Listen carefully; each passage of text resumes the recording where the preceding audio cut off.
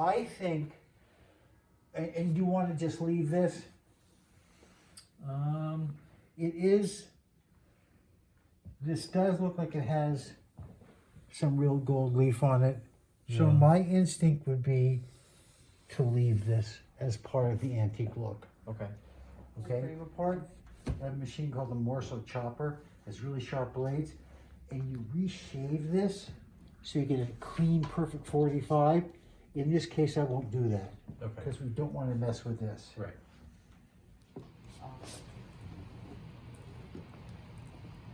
This is old.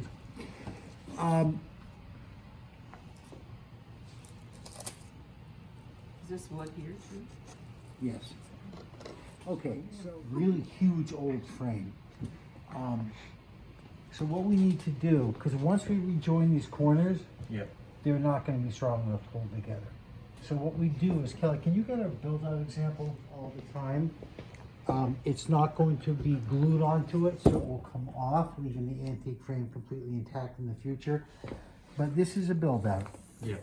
And what I would do is I would add enough wood so the build-out will be beveled like this. Mhm. And I'll paint it a color kind of is more of a brownish to match this.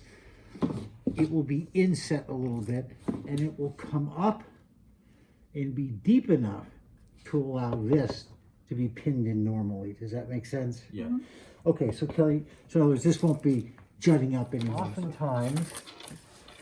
Oftentimes you, leave my gloves now, you will come across a sticker, something from the artist or something sort of telling you more about it. We are going to, look at that. Square nail. Yeah, we are going to save that. On the other one we did, we put the square nail on the back in a little pouch, Oh, just good to idea. sort of, Yeah. so people can have a sense. Sure. And you can see that now this is, well,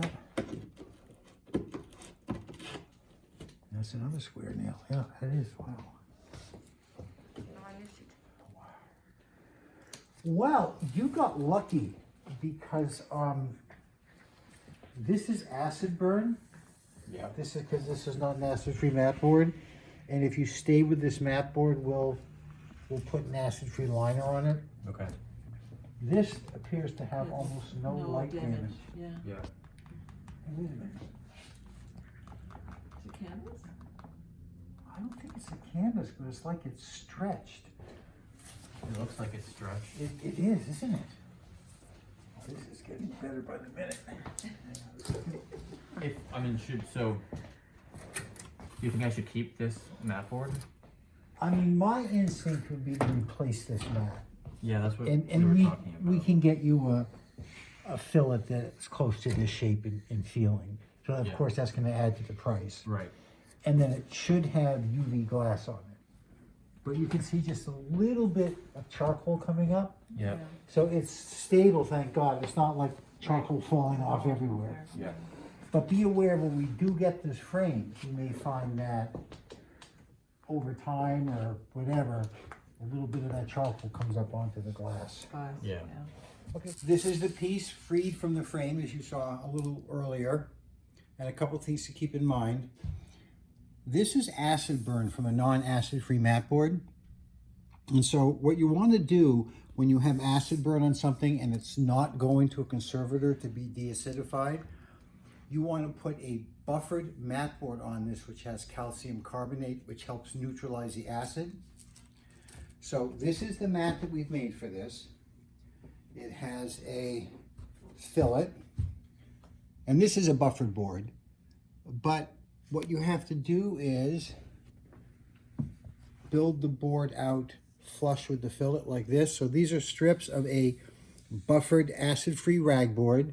This is linen tape protecting the image from the wood of the fillet. And it's going to go just like that. I think this is going to be beautiful. And now for me, the real fun part. I really got into this project. This is the frame, and if you remember, the corners were all really coming apart. And as we said, normally we'd like to reshave a corner, get a nice clean 45. we couldn't do that because of the scroll work. So these did not meet in the inner corners well. So some of these have been glued and filled with little shims of poplar and then sanded back down and then in painted to kind of match it. This we left as is. It's been cleaned a little bit. And then the really fun thing is the build out, which we go a little darker than the front of the frame. And I think it's just going to blend in beautifully. Now, this frame, we showed this to our conservator, and he agreed with me that sort of unfortunately this frame had been refinished in its lifetime. Originally it would have been a much darker kind of oak. And when this got pulled apart, this was really rough here. The wood was splitting, the nails are in really deep. I tried drilling them out. So I did refinish this outer edge just so it blends in down here. And if this frame had never been refinished, I would not have done this. But this is a modern refinish on the frame. I think it's going to look great, and when it's all done, we're going to show it to you. Well, this was quite a project. It's finally done, and I'm showing you the back because this really interests me. These are the nails that were originally used to join the frame, and they're square. So that means we can date this to probably before 1850. So that's the back. And as we showed you earlier, this is the build out that we did on the side. And